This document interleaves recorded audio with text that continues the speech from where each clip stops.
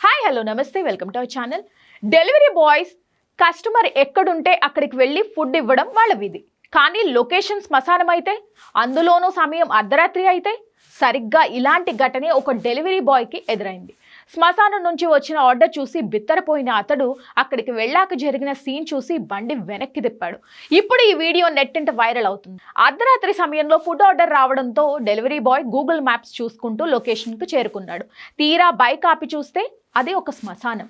Shock అయిన delivery boy కస్టమర్కి phone చేయగా అవతల నుంచి ఒక యువతి మాట్లాడింది.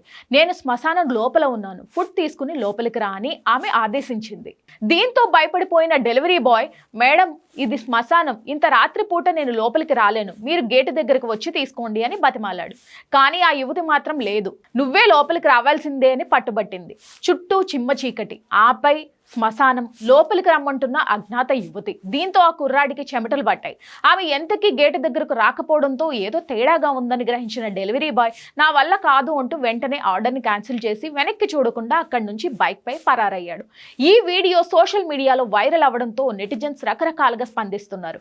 కొందరు పాపం డెలివరీ బాయ్ని భయపెట్టారు అంటుంటే, మరికొందరు మాత్రం ఇది ఖచ్చితంగా ప్రాంక్ వీడియో అని కొట్టిపారేస్తున్నారు. కేవలం లైక్ల కోసం, వ్యూస్ కోసమే ఇలా శ్మశానం దగ్గర డ్రామాలు ఆడుతున్నారని కామెంట్స్ పెడుతున్నారు. ఏది ఏమైనా అర్ధరాత్రి ఈ వీడియో చూసిన వారికి మాత్రం కాసేపు వెన్నులో వణుకు పుట్టడం ఖాయం.